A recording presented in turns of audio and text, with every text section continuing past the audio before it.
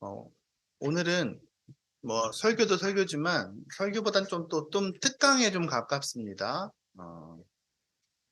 그리고 약간 저번에 제가 잠깐 얘기했던 것처럼 살짝 부담스러운 주제이긴 해요. 왜냐면 아, 생각보다 많은 분들이 오늘 설교를 좋다고 말씀하실 수도 있고, 그러니까 부담스러워할 수도 있어요. 하지만 오늘 좀 잘 들어놓으면 저는 도움이 많이 될 거라고 생각합니다. 오늘 이게 슬라이드가 되게 중요한데 뭐 잘 보시면 보일 겁니다. 자, 오늘 말씀의 제목은 하나님 당신은 아버지이십니다. 아버지이십니다. 말씀을 같이 읽어볼까요? 자, 시작. 태초에 하나님이 천지를 창조하시니라. 땅이 혼돈하고 공허하며 흑암이 깊음 위에 있고 하나님의 영은 수면 위에 운행하시니라. 하나님이 이르시되 빛이 있으라 하시니 빛이 있었고 빛이 하나님이 보시기에 좋았더라. 하나님이 빛과 어둠을 나누사 하나님이 빛을 낮이라 부르시고 어둠을 밤이라 부르시니라. 저녁이 되고 아침이 되니 이는 첫째 날이니라. 아멘. 오늘 어버이 주일입니다. 나름 교회에서는 어버이 주일로 많이 지킵니다. 어버이 주일날 무슨 얘기를 해야 되나? 어버이 됨에 대한 얘기를 해야 되나? 그런 생각을 했어요. 근데 사실 우리는 거의 매주 예배 때 제가 부모됨에 대한 이야기들을 웬만하면 넣습니다. 잘 기억해 보시면 우리는 어떻게 자녀를 키워야 되는지에 대해서 항상 얘기를 합니다. 그러다 보니까 오늘 또 뭐 그 얘기를 하기는 또 좀 다른 얘기를 그래서 오래전 준비를 했어요. 어떻게 해야 될까? 그러면 우리의 진짜 첫 번째 아버지, 하나님 아버지에 대한 얘기를 하면 좋겠다. 하나님 아버지. 근데 하나님 아버지에 대한 얘기를 하려고 생각을 좀 곰곰이 해보니까 문제가 있습니다. 하나님 아버지 얘기를 하려고 보니까 첫 번째, 하나님이 아버지다? 그러면 우리 첫 번째 이 질문을 해야 됩니다. 우리가 목사님이 하나님은 아버지이십니다. 이렇게 말한다고 해서 그런가 보다 하면 안 됩니다. 제가 항상 얘기하잖아요. 성경은 정말 그렇게 얘기하고 있습니까? 라고 물어봐야 돼요. 첫 번째. 성경은 정말 하나님 아버지라고 가르칩니까? 어. 근데 성경에 아버지라고 가르칩니다. 성경에는 하나님을 아버지라고 합니다. 참고로 어, 천주교나 무슬림 쪽은 하나님을 아버지라는 표현을 씁니다. 다른 나라 종교들은 혹시 아버지라고 안 합니까? 세상에 정말 종교가 많잖아요. 대표적으로 힌두교 경전에도요, 그 브라만 신을 아버지라고 부릅니다. 그런 표현이 있어요. 그러면 당연한 거 아닌가요? 근데 뭐가 다른가요? 브라만, 힌두교에서 아버지라고 하는 거는 그 브라만이라는 신이 신적인 존재가 우리의 근원이다라는 의미로서의 아버지인 거지. 진짜 그분을 브라만이라는 신을 아버지라고 부르는 건 아니에요. 어, 그들의 개념에서는 그래요. 근데 성경에는요, 진짜 아버지라고 합니다. 오늘 아이들 설교에 무슨 내용이 있으냐면요. 하나님을 우리는 아빠라고 부릅니다. 로마서에 있는 말씀을 가지고 아이들 말씀 나눴습니다. 그래서 하나님이 우리의 아빠야. 그 얘기를 오늘 아이들에게 했어요. 그래서 성경은 우리에게 아빠라고 부르라고 합니다. 이게 아버지라고 부르는 거랑 아빠라고 부르는 거랑 달라요. 느낌이 완전 다릅니다. 어른 입장에서 별로 차이가 없는 것 같지만 잘 생각해보면 아빠라고 부르려면 어떻게 됩니까?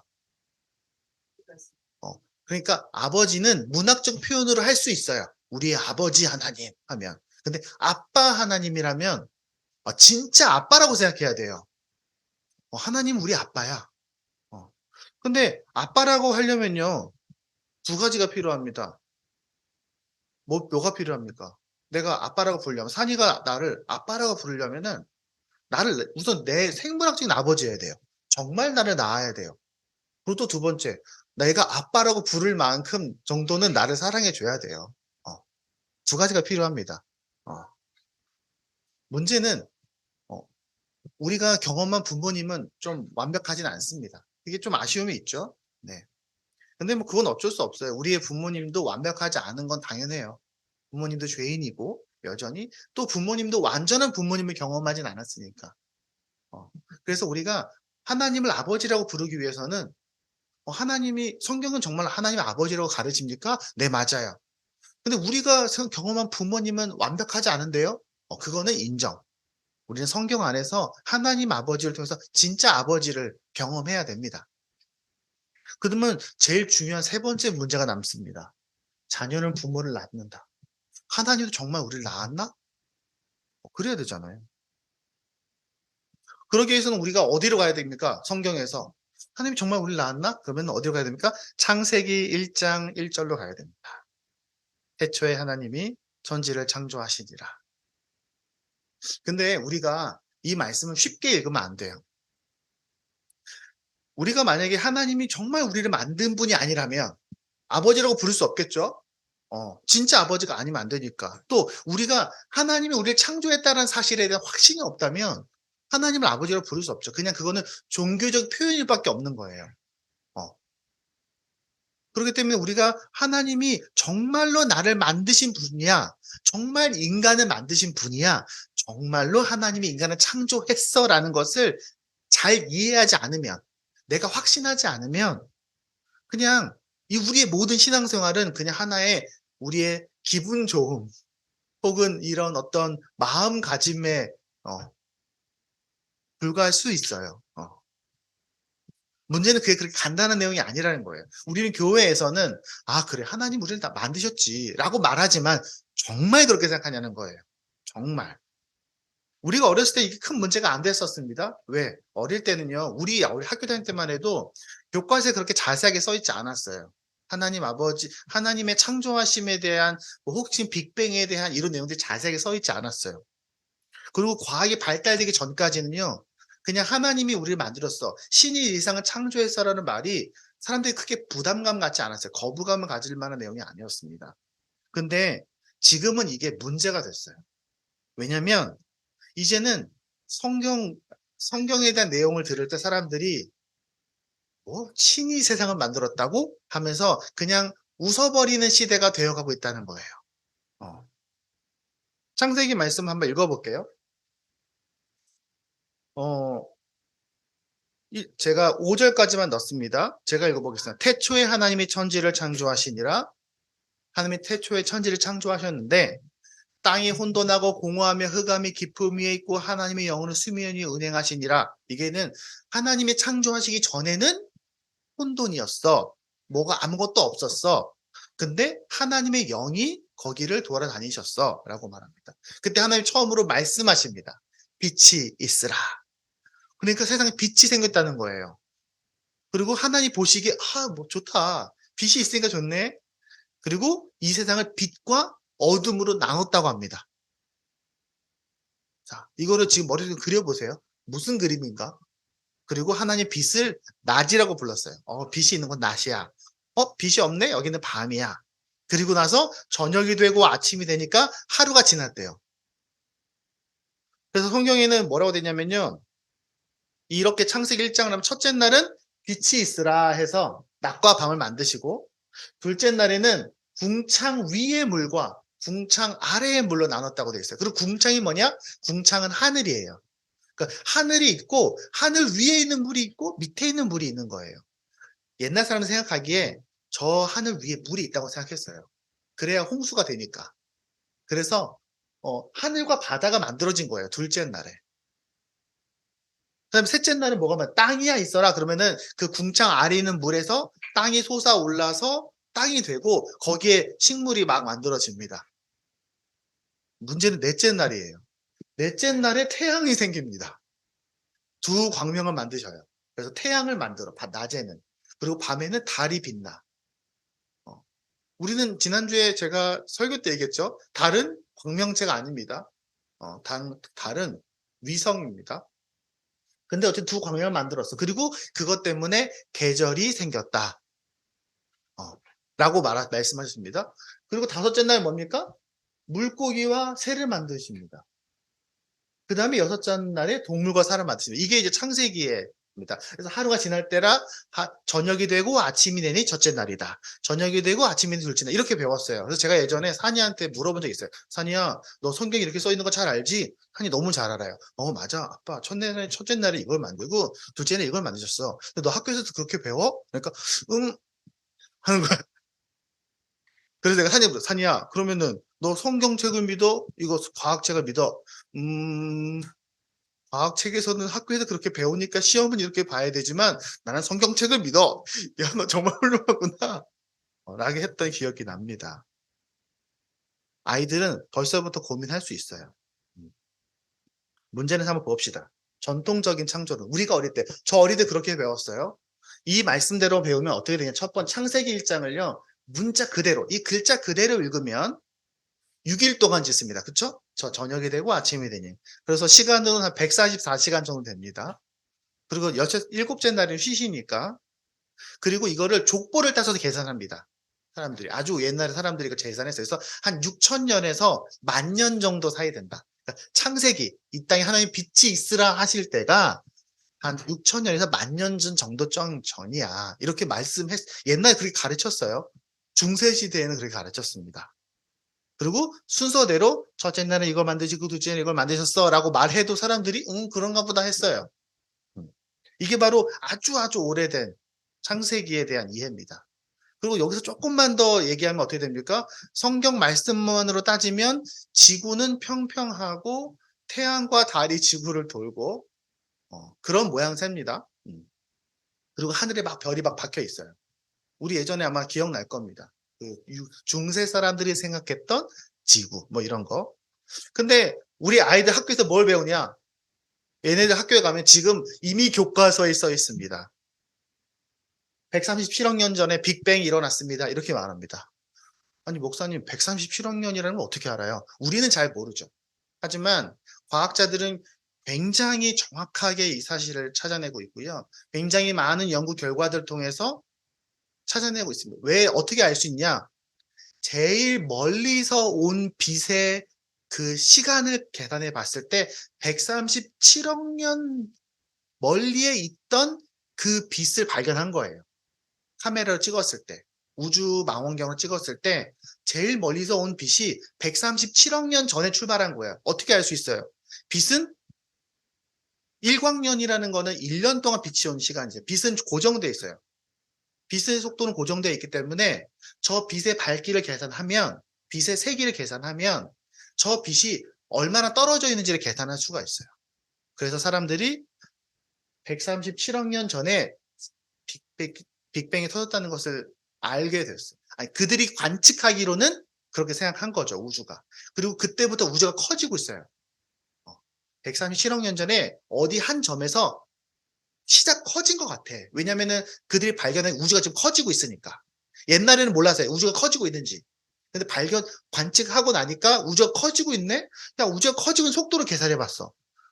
속도를 계산해 보고 빛이 온 거리들을 다 계산해 보니까 137억 년 전에 어딘가에서 우주가 뻥 터져서 커져서 지금도 커지고 있구나.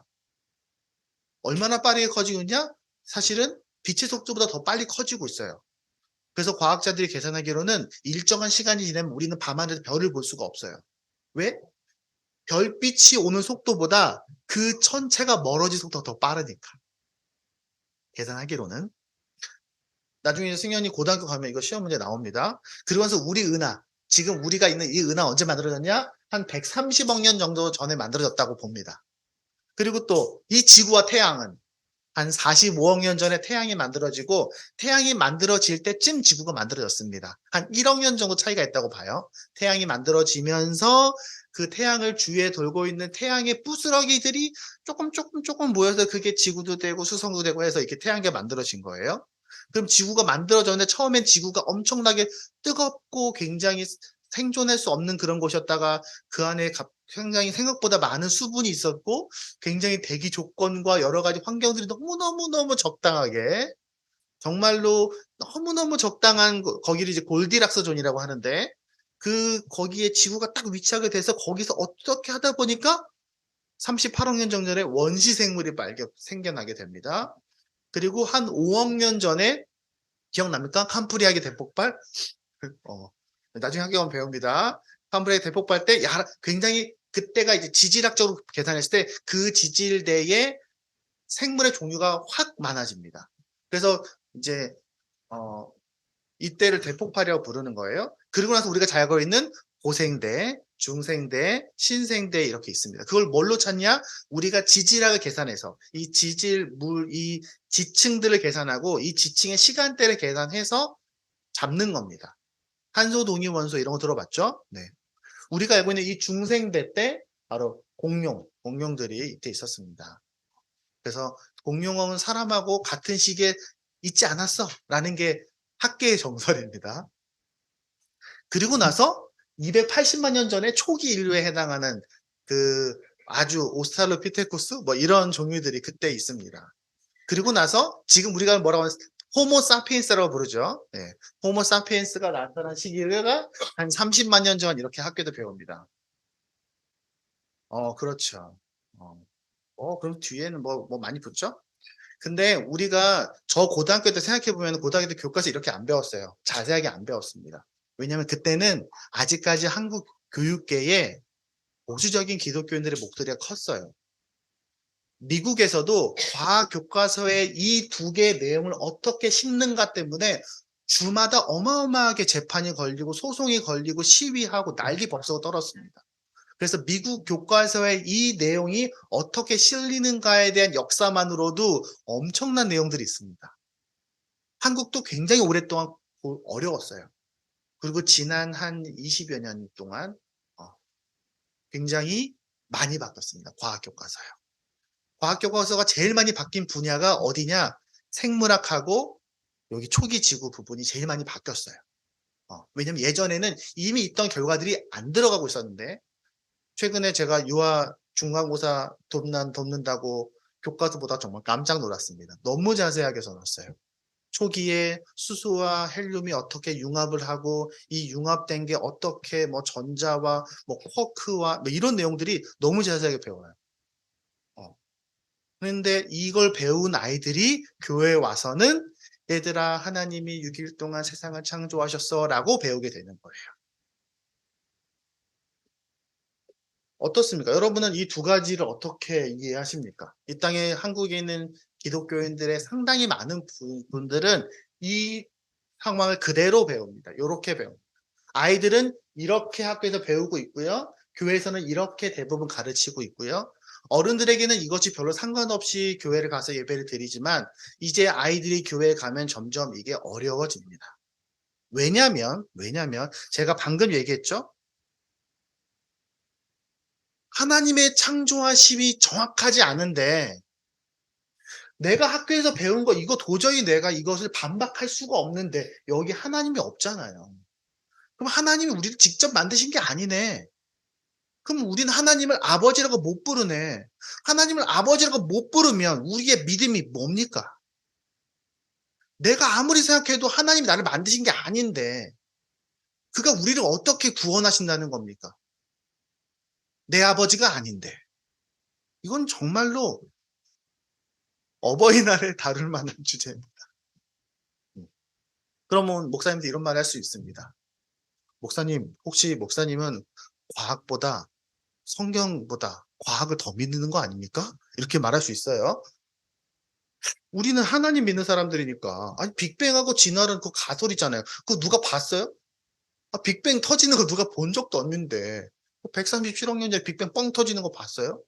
그 진화되는 거 봤어요? 그 원숭이가 사람 됐다는데?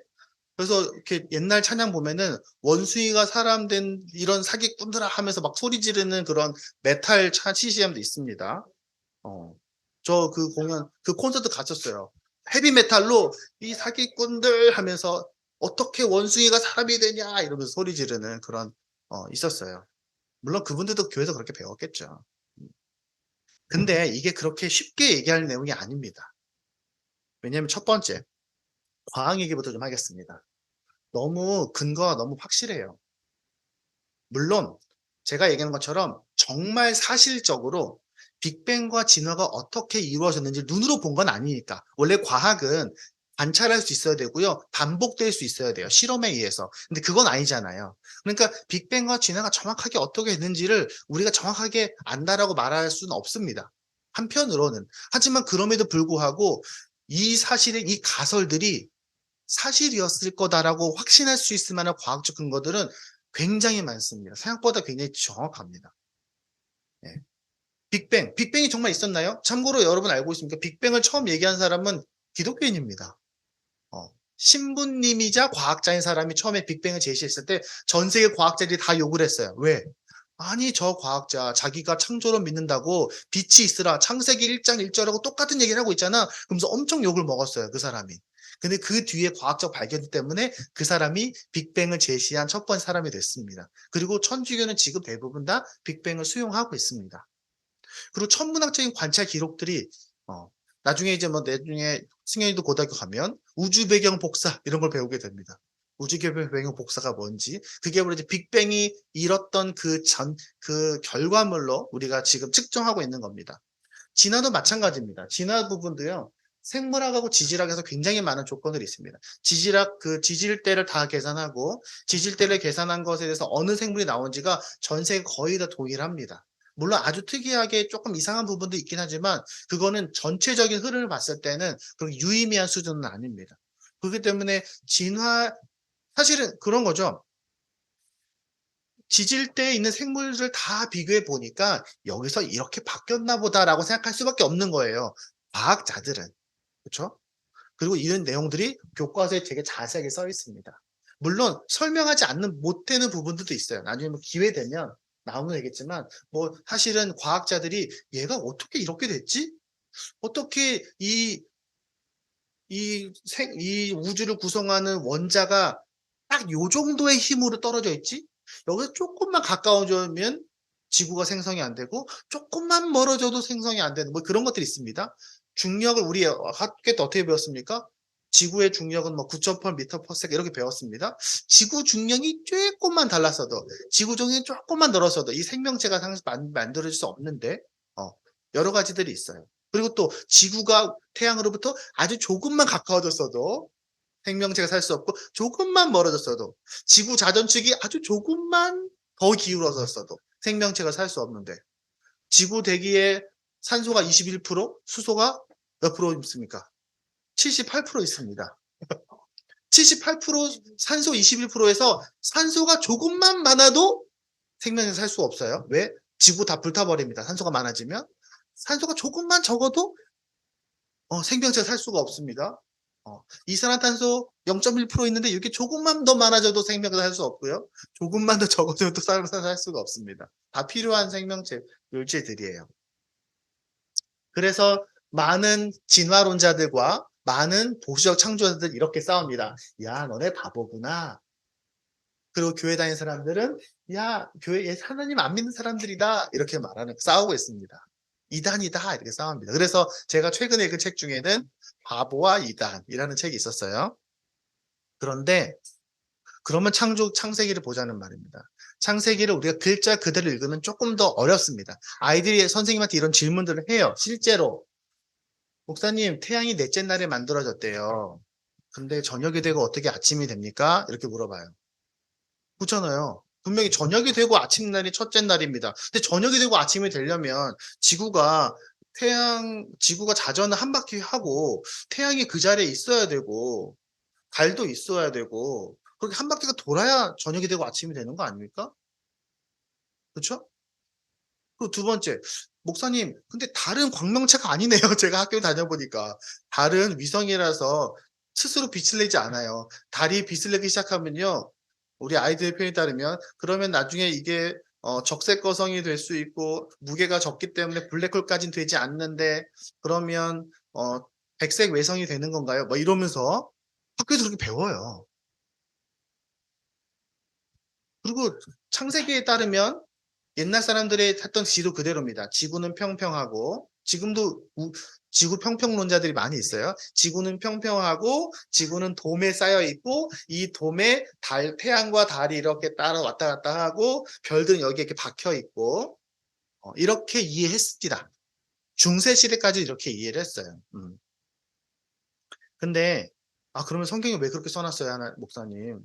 우리는 지금 지구가 둥글다는 사실에 대해서 거부하는 사람은 없습니다. 왜? 이미 우리는 우주에 갔거든요. 우리가 성경을 읽을 때 생각해보면요. 잘 생각해보세요. 성경을 읽을 때 어떤 부분들은 이해가 되지만 어떤 말씀들은 잘 이해가 안 되잖아요. 그렇죠. 그래서 저도 그래요. 저도 그래서 설교할 때 영어로도 읽어보고 헬라어나 히브리어 원어도 찾아보고 주석도 찾아보고 해야지 이 말이 이해되는 것들이 많아요. 제가 지난주에 했던 거 기억나십니까? 우리가 그냥 마태복음만 읽으면 예수님이 왜 너희가 소금이다라고 말씀하시는지 이해할 수가 없어요. 구약을 다 읽고 이스라엘에 대한 배경들을 이해해야지 이스라엘 사람들은 소금을 이렇게 생각했구나라는 것을 알 수 있어요. 말씀이랑 대부 그리고 우리가 말씀을 그냥 글자 그대로 우리가 일기처럼 과학책처럼 읽지 않습니다. 여러분은 요한계시록 과학책처럼 읽습니까? 요한계시록에 정말로 무슨 용이 나타나고 막 불 뿜고 막 하는데 요한계시록에 있는 것대로 천사 그린 거 보셨어요? 어느 미국에 있는 한 그래픽 회사에서 요한계시록에 나와 있는 천사의 모습 그대로 3D로 재현한 사진이 있어요. 정말로 무섭습니다.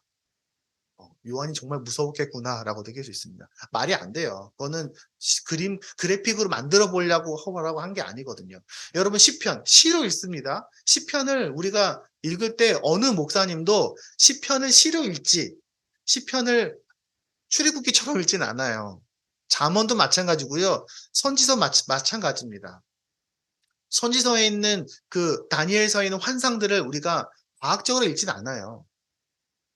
그러면 창세기 1장을 왜 꼭 그렇게 과학적으로 마치 마태복음 읽는 것처럼 읽어야 되냐 이 말입니다. 우리가 그런 부분을 한번 고민해 볼 필요가 있다는 거예요. 제가 지금 얘기하는 것은 여러분 이제부터 창세기 1장을 믿지 마십시오라는 얘기하는 게 아닙니다. 이 부분에 대해서 우리가 고민할 필요가 있다는 얘기를 하고 있는 거예요. 우리가 과학에 대해서 이해하고 수용하는 건 필요합니다. 하지만 창조에 대한 믿음을 지켜내는 것도 필요합니다. 그러면 하나님 목사님 왜 이렇게 써 있나요? 우리가 고민할 필요가 있습니다. 과학은 뭡니까? 과학은요, 하나님이 인간에게 주신 지적인 능력으로 하나님의 세상을 관찰하고 발견하고 연구하는 게 과학입니다. 우리가 볼 때는. 반대로 한편에 창세기 1장은 우리가 지금 이해하는 단어가 아니라 BC 최소한 2000년 전. 왜냐하면 창세기는 모세 오경이라고 부르잖아요. 모세 오경이라는 얘기는 모세의 시대에 쓰여진 거예요. 초기 기록은 편집이 나중에 정리가 됐을 수는 있겠지만 보수적으로 말한다 하더라도 모세가 언제적 사람입니까? 우리가 최소한 BC 한 1200에서 1500년 사람으로 봅니다. 논란은 많이 있어요. 아브라함은 언제입니까? BC 2000년 정도예요.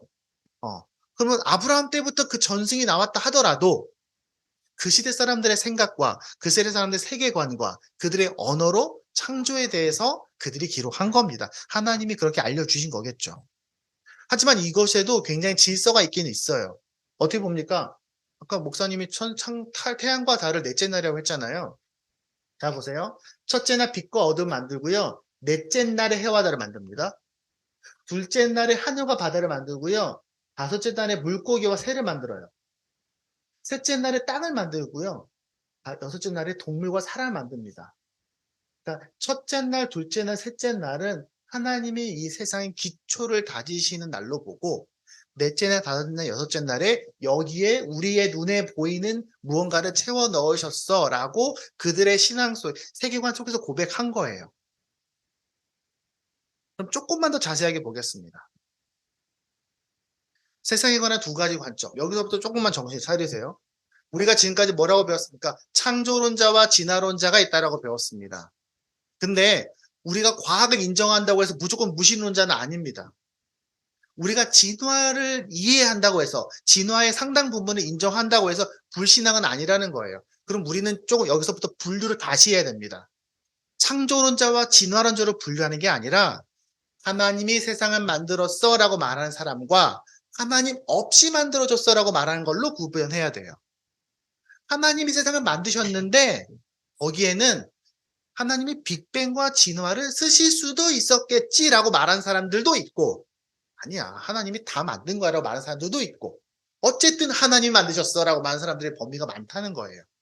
그리고 아니야 세상은 신 따윈 없이 자연히 우연히 확률적으로 어쩌다 보니까 만들어진 거야. 목적이 있어서 만들어진 게 아니라 어떻게 하다 보니까 사람이 만들어졌어 라고 말하는 사람들이 그게 바로 무신론, 신이 없이. 그러니까 세상은 유신론적인 세상을 보는 것과 무신론적으로 세상을 보는 것으로 구별해야 돼요.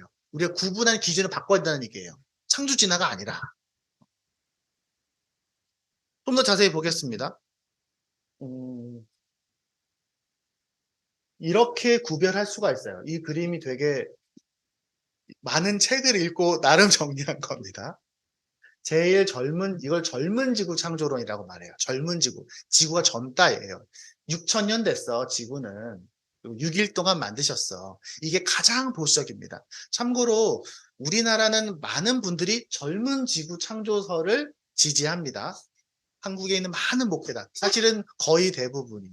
근데 전 세계적으로 따졌을 때는 이걸 주장하는 사람들이 그렇게 많지 않아요. 우리가 생각하는 것보다. 미국의 외국의 유명하고 많은 영적인 리더들은 여기까지는 안 가요. 이건 너무너무 근본주의적이고 너무 문자주의적인 해석입니다.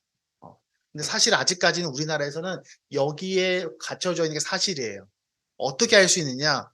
우리나라에 있는 많은 성경 공부 교재들과 우리나라에 있는 많은 어린이 기독교 교재들을 보면 다 이렇게 되어 있어요.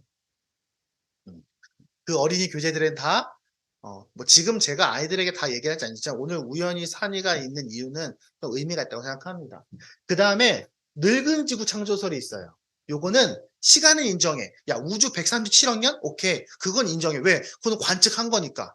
또 두 번째, 지질학은 인정해요. 지구가 45억 년 됐다는 거는 인정할 수밖에 없어요. 왜냐면은 지구에서 가장 깊이 있고 오래된 지층이 45억 년 전이라는 것은 너무 많은 방법으로 증명이 됐어요. 과학적으로 볼 때는. 그러니까 그거는 인정할 수밖에 없어. 근데 진화는 아니야. 생명은 아니야. 생명은 하나님 만드신 거야. 라고 딱 자르는 게 여기까지가 늙은 지구 창조설까지입니다. 여기까지는 굉장히 보수적인 입장입니다. 근데 여기서부터 좀 더 다릅니다. 그래, 생명도 근데 이 지질학을 인정하다 보면 여기 사이에 분명히 생명체가 많이 이렇게 차이가 있고 점점점 변하는 게 보이고 옛날 생명체는 이제 멸종해서 없고 그런데 그래서 이 동선들을 보니까 굉장히 그럴듯해. 그러니까 이 모든 과정들을 하나님이 설계하신 거야. 이 우주의 변화와 이 지구 생명의 모든 변화를 하나님 미리 설계하신 거야. 이게 하나님이 설계하신 게 아니면 있을 수가 없어. 그래서 많이 하는 게 눈먼 시계공입니다. 예를 들어서 여러분이 바닷길을 걷다가 그 지금 이런 시계 말고 그 톱니바늘로 이루어진 시계를 주셨다고 해봅시다. 그때 그 누구도 이 톱니로 만들어진 이 시계가 사람이 만든 것이라는 걸 부정한 사람이 없을 겁니다. 아니야. 그 시계는 어떻게 하다 보니까 바람에 쓸려서 이 땅속에 있는 조각들이 다 이게 깎여갖고 톱니 모양으로 바뀌었는데 우연히 맞춰주고 껍데기도 씌워져서 이렇게 시계가 된 거야. 이렇게 말하면 좀 이상하잖아요. 오랜 시간 동안. 그게 아니라 설계도가 있었어. 그게 바로 지적 설계입니다. 또 하나님이 이 진화를 이끄신 거야. 이 모든 진화가 어떻게 이게 이렇게 되겠어? 이게 단지 이렇게 여러 가지 이론들이 있잖아요. 자연 선택이니 여러 가지 이론들이 있는데 그렇다고 해도 이건 너무 말도 안 돼. 너무 우주의 생명체 너무너무 신비해. 그렇기 때문에 하나님이 이 진화를 이끄신 거야. 근데 이 진화를 이끌었는데 어떤 사람들은 대진화와 소진화. 쉽게 말하면 대진화는 뭡니까? 어, 새랑 코끼리. 새랑 코끼리는 이렇게 새 쪽으로 가고 코끼리 쪽으로 가고 요런 종은 하나님이 초기까지 만드셨어. 그래서 대진화까지는 인정하고 대진화는 하나님 만드셨고 소진화만 인정하던가 이 둘 다 인정하는가 이런 차이로 이렇게 나누어집니다. 근데 여기까지 다 굉장히 신실한 그리스도인 과학자들이 이거에 대해서 논쟁을 해요. 다시 말하면 이 이야기를 한다고 해서 무신론자는 아니라는 거예요. 그리고 아니야. 하나님 따윈 세상에 없어. 신은 없는 거야 라고 말하는 게 바로 무신론인 겁니다. 요 구분에 대해서 이해할 필요가 있습니다. 목사님 그럼 우리 교회는 어느 쪽인가요? 사실은 저는 정해주지 않으려고 합니다. 왜냐하면 저도 여전히 공부하고 있는 중이니까요. 우리 교회에는 젊은 지구 창조설을 강하게 주장하는 분이 우리 교회에 올 수도 있어요. 예. 우리 교회는 창조설을 점진적 창조설 부분을 이런 걸 좋아하는 "이거 나 이거 좋아요."라고 하는 분이 있을 수도 있어요. 다 저는 이해할 수 있어요. "하나님이 만드셨어."라는 고백 안에 우리가 함께 있기 때문에. 근데 이거는 이해하기가 어려워. 왜? 이분은 전도 대상자니까. 전도 대상자니까. 어. 그렇기 때문에 저는 굉장히 열심히 과학책을 보고 과학 팟캐스트 보고 과학 유튜브를 봅니다. 하지만 저는 불편할 게 하나도 없어요. 왜냐면은 다는 모르지만 충분히 받아들일 수 있습니다. 음. 그렇다면은 하나님 우리는 어떻게 근데 뭐 이런 질문할 수 있습니다. 그래서 우리가 조심해야 되는 건 양끝이에요 사실은. 왜냐면 젊은 지구 창조설은 너무 아이들이 힘들어요. 그건 어떻게 하기가 어려워요. 물론 하나님이 요 모양 요대로 만드실 수도 있죠. 하나님은 분명히 만들 수 있는 분이니까 "이렇게 만들었어."라고 말하고 137억 년에 출발한 것처럼 보이는 빛을 만들었어. 하나님이 지질도 다 그렇게 다 다르게 만드셨어. 거기에 다 옛날 것처럼 보이는 생명체의 흔적도 다 넣으신 거야. 그럴 수 있죠. 그럴 수 있죠. 오케이. 하나님 하실 수 있어요. 근데 이걸 너무 강조하면요. 세상 사람들하고 소통할 수가 없어요. 어. 그리고 여기는 하나님 없는 거예요. 우리 아이들은 학교에서 이거 배워요. 중고등학교 갈 때 열심히 배웁니다. 그래서 학교에서 수업만 들으면 하나님이 들어갈 자리가 없어요. 굉장히 논리적으로 분석합니다. 그래서 이 과학자들 이 사람들 모이면은 다 웃습니다. "얘들아 교회에서 이렇게." 되게 웃긴 건 뭐냐면요. 제가 과학 그런 포럼들 같은 거 보면요. 이야기하면서 뭐 보느냐. "우리나라 교회 다니는 사람들은 이렇게 얘기한다." 하면서 웃어요. 내가 좀 답답해요. 그런 거 볼 때는. 왜냐면은 미국에서는 사실은 요거 얘기하는 사람들이 누구냐? 사실은 몰몬 쪽에서 얘기를 많이 합니다. 왜냐면은 그들은 굉장히 극보수적인 입장에서 한국에 있는 굉장히 많은 근본적인 내용들이 다 미국 몰몬 쪽에서 온 것들이 많거든요, 사실은요.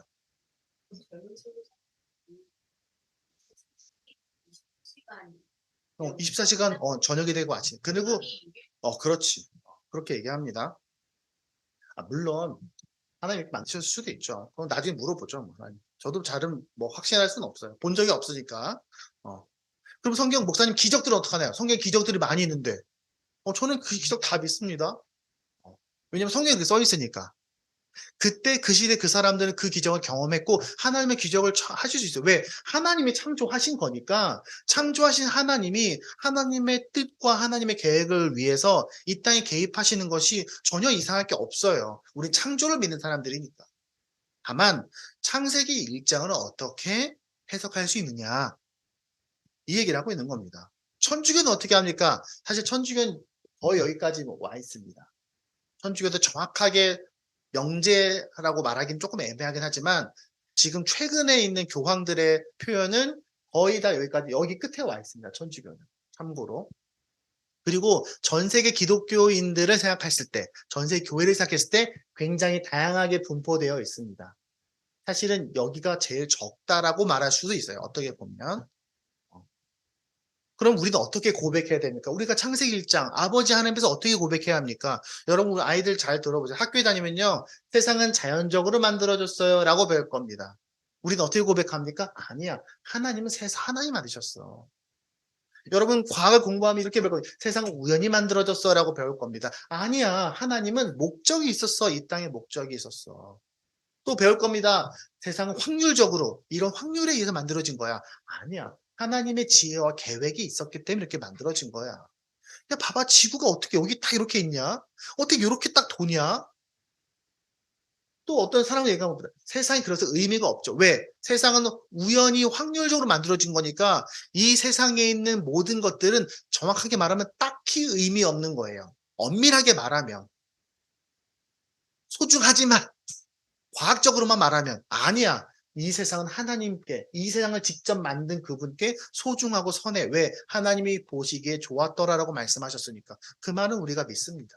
또 이 세상은 그냥 인간은 이 세상에 있는 수많은 생명체와 물질 중에 하나야. 아니야. 이 세상은 인간은 하나님의 목적지야. 만드셨어. 내가 너희를 위해서 이 우주를 만드셨어. 어떤 사람 얘기합니다. 이 우주가 너무너무 넓은데 어떻게 이 우주가 인간만을 위한 거라고 말할 수 있겠습니까? 잘 생각해 보세요. 하나님은 무한합니다. 하나님이 인간을 위해서 이 우주를 만드셨다고 해도 하나님에게는 조금도 낭비가 아니에요. 조금도 낭비가 아니에요. 이걸 우리는 믿는 겁니다. 말씀 맺겠습니다. 우리는 처음 얘기했습니다. 하나님은 정말 아버지십니까? 이거 정리돼야 우리가 제대로 신앙을 시작할 수 있습니다. 우리는 그가 정말 우리가 창조하셨다는 것을 우리가 잘 이해하고 있습니까? 이게 그럼 고민이 필요하다는 얘기를 했습니다. 왜냐하면 세상은 근본주의적인 창조론자들과 무신론적인 진화주의자들이 양쪽 끝에서 싸우고 있으니까. 우리는 창조에 대한 다양한 스펙트럼과 고민들이 있다는 것을 우리가 지금 배웠습니다. 아, 이거 참 고민할 부분이 있구나. 어디에 있더라도 괜찮습니다. 어디에 있더라도 여러분은 하나님 믿는 사람이에요. 제가 다시 얘기하지만 젊은 지구론자라고 하더라도 그 사람이 신앙이 없는 거 아닙니다. 그걸 잘 모른다고 해서 믿음 없어지는 거 아니에요. 괜찮아요. 어. 저는 괜찮습니다. 그런 분들도 많이 만나요. 아니, 훨씬 많이 만나니까. 하지만 우리가 그 부분을 좋아하면서 이 마음이 조금만 더 열린다면 내가 하나님의 자녀라는 것에 대한 확신을 더 가질 수 있고요. 그것 때문에 더 세상 사람들과 소통할 수 있게 되고, 그리고 더 확신을 가지고 선포할 수 있게 됩니다. 내가 믿는 과학적 팩트들을 인정하지 않으면 나는 절대로 얘기를 듣지 않을 거야라고 말하는 사람들이 대부분이라고 보여진 이 세상 속에서 괜찮아. 내가 너의 얘기 다 알고 있어. 하지만 내가 믿는 하나님을 너에게 전하는데 난 아무런 거리낌이 없어. 라고 말할 수 있다는 거예요. 창조론의 다양한 입장들을 이해하는 것, 그리고 이것을 좋아할 수 있다는 것. 그래서 앞으로 과학이 계속해서 더 많은 결론들, 더 많은 조사 결과들, 더 많은 증거들, 더 많은 팩트들로 우리에게 보여준다 하더라도 우리는 그들과 땅 따먹게 하는 것이 아니라는 겁니다. 우리의 하나님 아버지 되심은 과학의 발전과 상관없이 고백할 수 있습니다. 태초에 하나님이 천지를 창조하시니라. 성경은 이렇게 시작하고 있어요. 2000 BC 4000년, 2000년 전에 모세에게 했던 그 아브라함에게 보여주셨던 그 하나님의 그 말씀이 2023년 우리에게도 같은 위엄으로 이렇게 말씀하시는 겁니다. 내가 이 세상을 내 손으로 만들었어. 나의 사랑과 나의 지혜로 내가 직접 만들었어. 내가 너를 위해 만들었어. 내가 그래서 지금도 이 세상을 다스리고 있어. 내가 지금 너와 함께 있어. 그러니까 내가 네 진짜 아버지야. 라고 하시는 이 선포에 대해서 우리가 의심 없이 확신을 가지고 아멘 할 수 있는 겁니다. 네. 그것을 발견하는, 그것을 확신하고 누릴 수 있는 우리가 되기를 바랍니다. 기도하겠습니다.